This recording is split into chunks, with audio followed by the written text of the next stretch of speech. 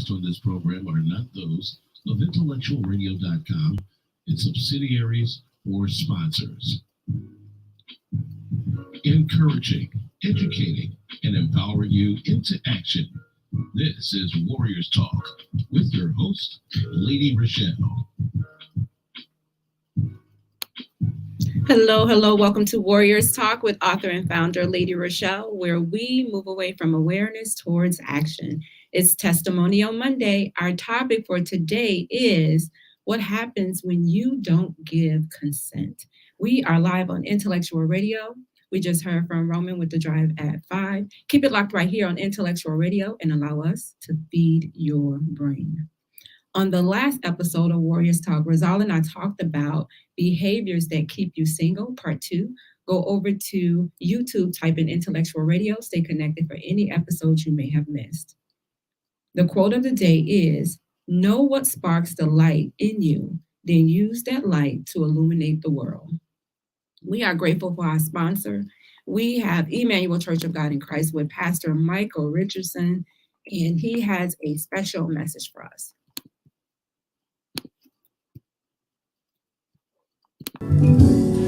Greetings, I am Pastor Michael Richardson. And I am First Lady Anastasia Richardson from the Immortal Church of God in Christ.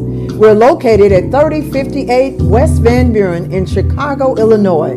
We are building upon a solid foundation. And we're inviting you to join us every Sunday morning on Facebook Live at EmanuelC.O.G.I.C at 10:15 Central Standard Time. And you can also view our videos on our YouTube channel at EmanuelC.O.G.I.C-MR. Once again, this is Pastor Michael Richardson and First Lady Anastasia Richardson, and we're from the Emmanuel Church of God in Christ. We are building upon a solid foundation. Here are your trending topics for today. The Illinois state, along with Chicago, officially lift their indoor mask mandate, with the city also ending its proof of vaccination requirements. Most indoor places are moving forward with lifting the mask requirements on today. The move affects restaurants, bars, gyms, stores. Still, businesses are letting the staff decide if they want to go maskless or not. Masks are still required if you are on public transportation, in prisons, jail, and the Chicago Public School. I would recommend if you are indoors and it is crowded that you put on a mask. And this is coming from Rachel Rubin, Cook County Department of Health. Those are your trending topics for today. If you are tuning in on any form of social media, please like, share the show, invite someone else in on the show that may benefit from this valuable information. Our topic for today is what happens when you don't give consent. And in honor of African American History Month, I want to close out the month with honoring a woman who is responsible for medical breakthroughs even to this very day. And some may call her the mother of modern medicine. We are talking about Henrietta Lack. And if you don't know who Henrietta Lack is, you will today. She is important to African American history as well as American history. Henrietta Lack is an individual who grew up, she was poor in the state of Virginia with her parents. Her mother died at the age of 4, and Henrietta had 10 siblings, and her father was not able to take care of all the siblings, so he split everybody up and sent them to different relatives. And she ended up staying with her grandfather, her and another cousin whose mother also gave him up as well. She worked in the tobacco fields with her family, and she ended up dropping out of school because she had to work and bring in money. She ended up getting married and moving to Baltimore, Maryland with the cousin that she was staying in the house with. She got pregnant at the age of 14, and when they turned 21, they ended up getting married. And then they left the grandfather's house, went to Baltimore, Maryland. 10 years after she was there and she had her 5th child, she was feeling this excruciating pain. And she didn't know where the pain was coming from. And She put off going to the doctor for a while. She was telling her cousins about it, and they was encouraging her, go to the doctor and see, what's going on. And then one day she told them every time her husband wanted to be intimate with her, it would be so painful that she would be in so much pain. So she ended up going to the doctor, and they ended up sending her to a specialist because they couldn't do anything for her. And this was back in 1951. She ended up having to go see a specialist at Johns Hopkins Research Medical Hospital. So because it was segregated at that time and most hospitals did not see Blacks, she ended up going there because, she didn't have money to pay to go. They ended up diagnosing her with stage 1 of cervical cancer. It was an aggressive form of cancer. And the doctor did a biopsy. When he did the biopsy, he went ahead and took off another piece of her cervix, and he sent it to a lab. And the guy in the lab tested it. And this guy had been testing tissue samples for over 30 years. And he had been unsuccessful at having the cells to last longer than 24 hours. Normally they would just die off really quick. But Henrietta Lack's cell ended up reproducing more cells over and over within that 24-hour period. And then he knew that he had found his immortal cells. So they took part of her cervix, tested it for the cervical cancer. And then when it came back, they ended up treating her for cervical cancer. At that time, the treatment was called radium. And this treatment was, they took the radium, put it inside of a little pouch inside of the woman's vagina next to the tumor or the mass.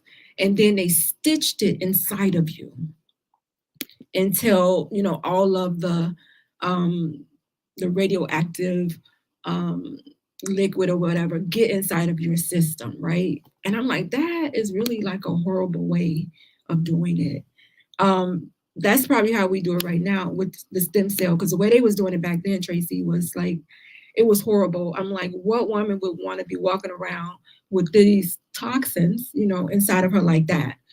So the mass ended up, disappearing. So they didn't see the mass anymore. But she's told the doctor, I still don't feel good. Like, even though you don't see the mass, I don't feel good.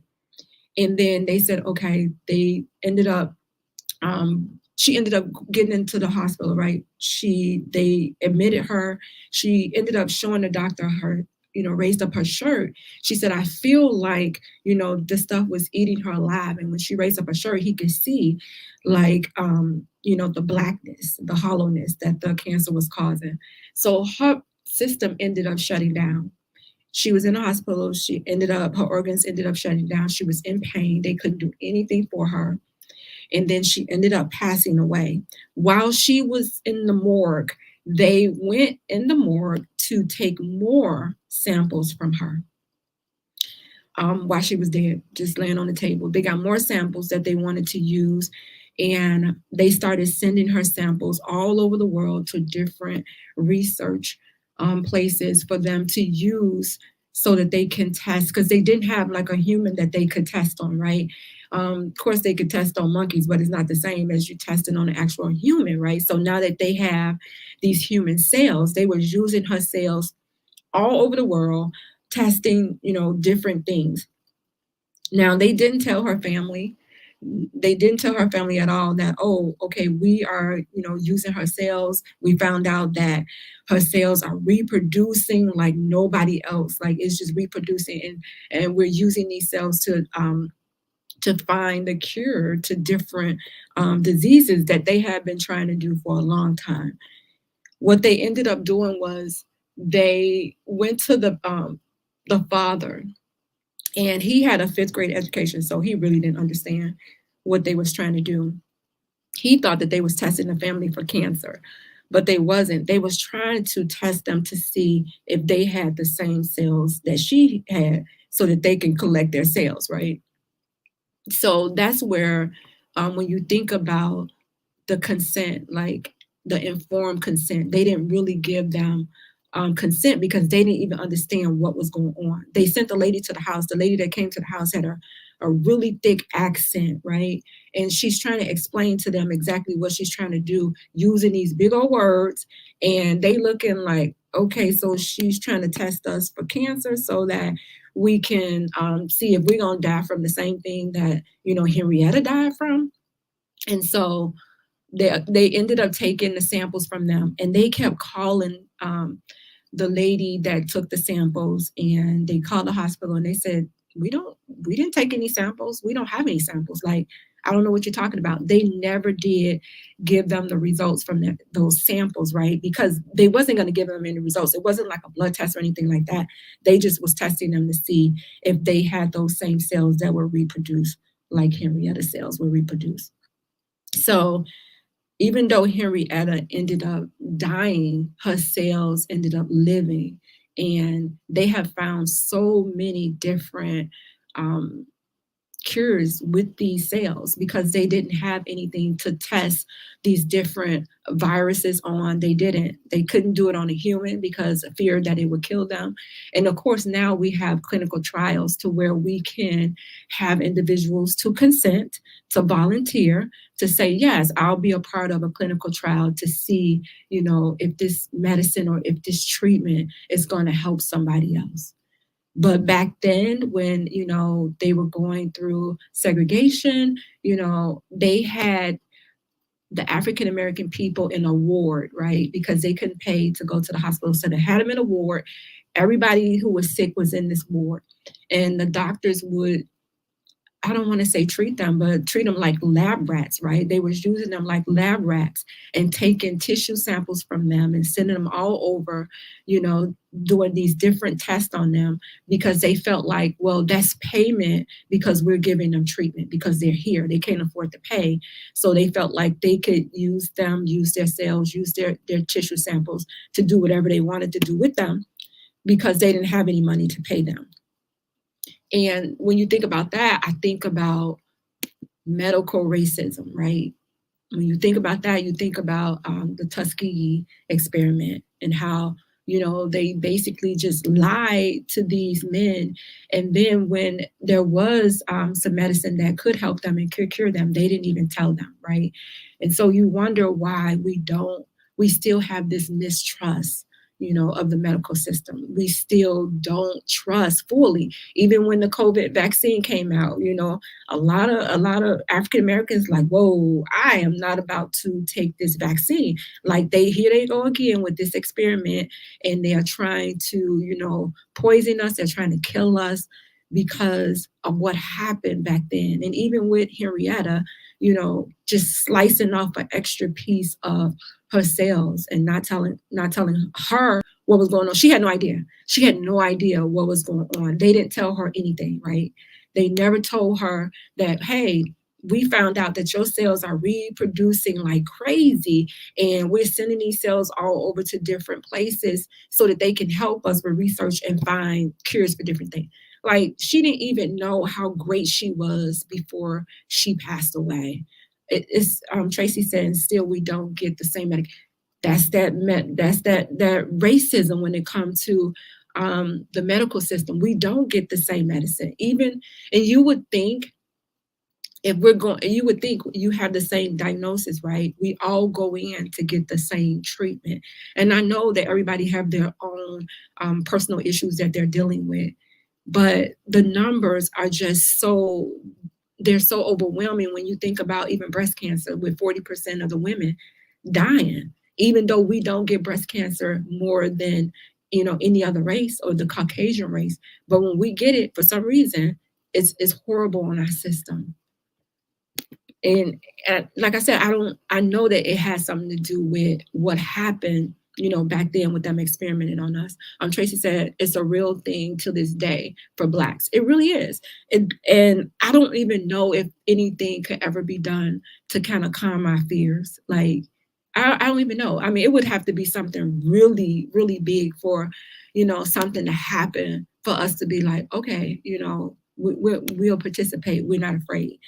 But the medical racism, when you look back, they reported that they was testing these gas masks, right? And so they got these black men and they put them in the gas chamber, and they knew the masks were faulty, but they wanted to see the reaction, the effect that it had on their bodies. Like stuff like that. Like these men don't have families, like they don't have children and wives that are dependent on them and need them. Like they just didn't care. And then, you know, they have to go off and not get the medical care that they need to treat them for whatever it is that's happening to them with the side effects. It just didn't care. So that medical racism is real and it's alive today. And like I said, I don't even know if it's anything that they could do to calm our fears about that. So we're talking about Henrietta Lack, who was an individual. She was a mother of 5 children. She was a wife. She was only 31 years old when she died. Can you imagine at 31 years old leaving 5 babies behind? And she had just had a baby. She just gave birth to a full-term baby. And then a couple of months after that, she was sitting in the tub one day and she ended up feeling this mass inside of her.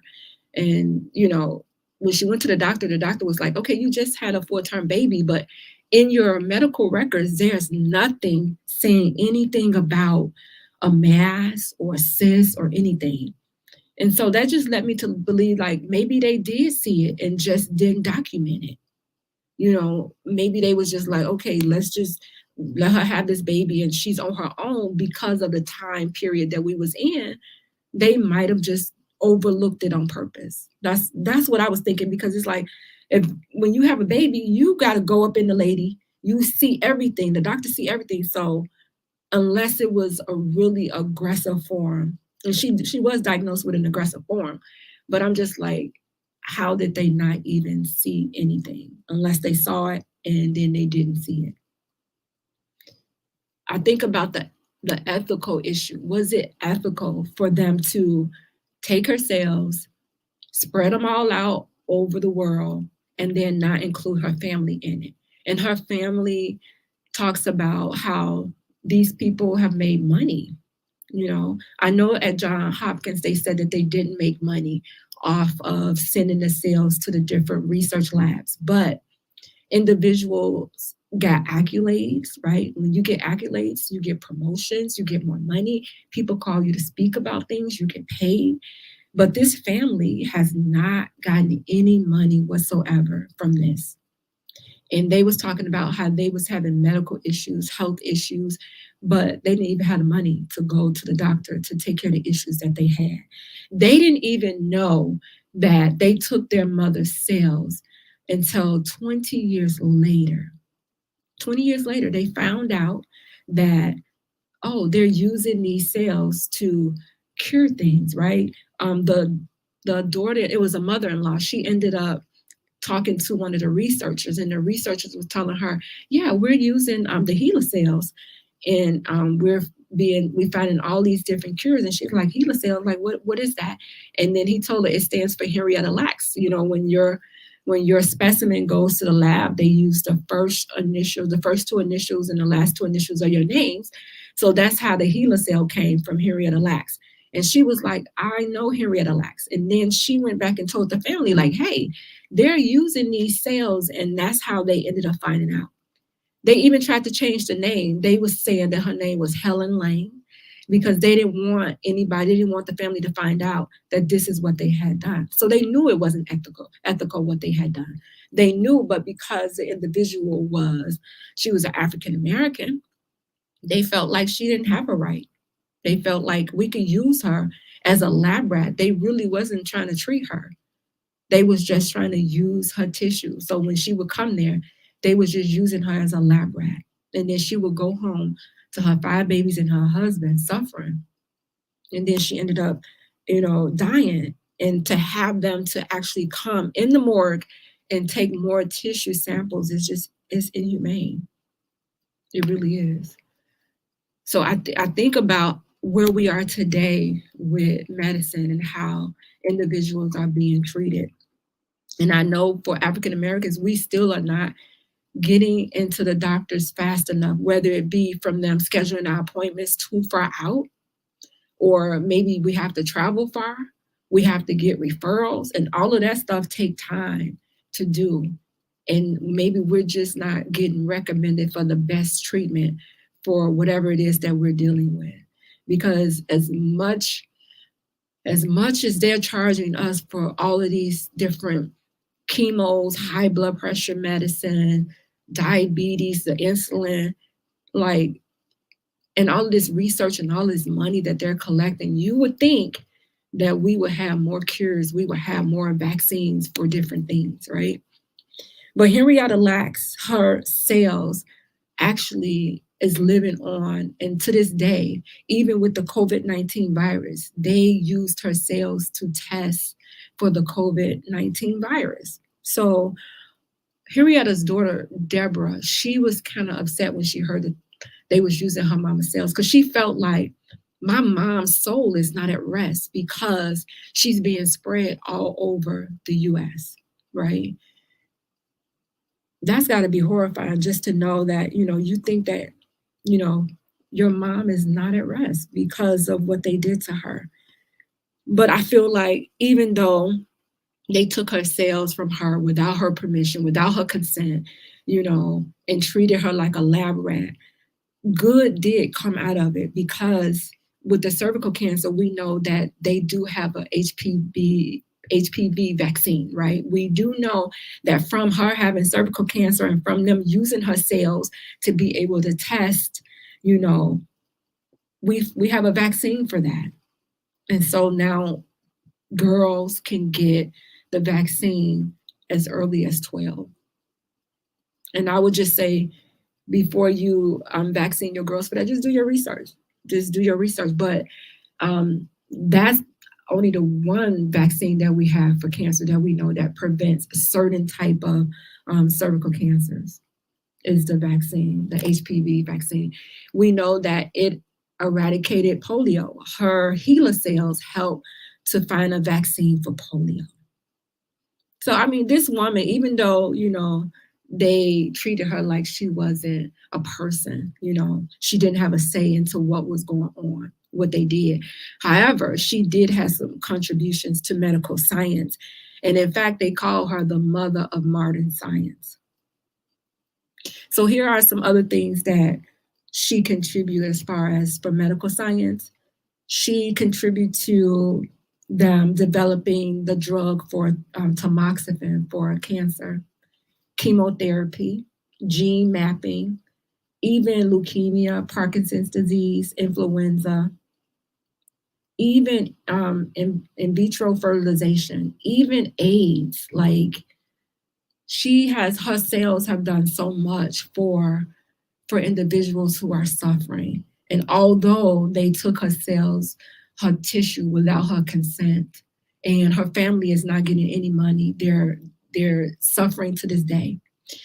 The good thing about her family is that they decided to fight. Even though they found out 20 years later, they decided to fight. And right now, they sit on the board at the National Institute of Health. They have an agreement that at least 2 family members from the Lack family sits on the board, and they have a say-so and control over the scientists who have access to the HeLa cells blueprint, gene blueprint. So that's one thing. So they didn't want to give them any money, right? They claimed, we didn't make any money off these cells. There was no money made off these cells. So they didn't want to get them no money. They're still fighting them tooth and nail right now, not wanting to give them any money for the use of these cells, because they claim that they haven't made any money. But the family members have fought to sit on the board to kind of control what happens and who gets to use these cells from their mother. So I hope you guys have enjoyed. I wanted to pay homage to Henrietta Lack, who, although she was a young mother, a wife, a daughter, she was a person who loved her family. She fed the neighborhood, and she had to drop out of school to work. She still was working, even though she was going through treatment. Her family didn't even know that she was suffering. You have to think about, in that time when you are diagnosed with cervical cancer it's like it's a secrecy because it's a shame, because you feel like people are going to be looking at you like, oh, she was loose. Oh, she was running around sleeping with men. And I told you, she was with her husband. She had her first baby at 14 with the guy that she married, and she had 5 kids by him. So, we don't know where the cervical cancer came from. If it came from, the husband stepping out, they don't know. All that matters is that she had it and she lost her life to it and left some babies behind, left the husband behind, and a whole generation who will never get to know who she is personally. But the family is still fighting to make sure that their legacy, that their mother legacy, their grandmother legacy, is not just about them robbing her of her gene cells. Tracy said, I'm so glad I jumped on ReShell. I knew of the story, but not in depth. So this was very informative. Thank you, Tracy. I appreciate you jumping on, and I'm glad that you did learn something from it. I wanted to make sure that we did not close out African American History Month without honoring the mother of modern medicine. I want to recognize one of my sponsors, Allstate with Paula Kelly. She's catering to all of your insurance needs, from home, auto to life. She's located at 327 East Glenwood Lansing Road in Glenwood, Illinois. Please contact her at 708-758-3300. Tell her that Warriors Talk sent you. And on our way out, we're going to listen to Tracy's new single, which is called For Me. And I hope you guys enjoy it. You can hop on Tracy Kincaid's page and you can find out how you can actually get this single. She just filmed a video, so we're waiting on that video to come out. You guys support her as she is walking into her dreams. Hey, what's up, Coach T? Yes, complete injustice. I totally agree with you. I totally agree. And to this day, they're still not owning up to what they did to her. So you guys join me next Monday at 6 p.m. right here on Intellectual Radio. I will leave you with these words of wisdom. Your life is a message to the world. Make it inspiring. Thank you for tuning in to Warriors Talk. As always, Warriors Talk is changing lives one warrior at a time. Here's Tracy Kincaid with For Me.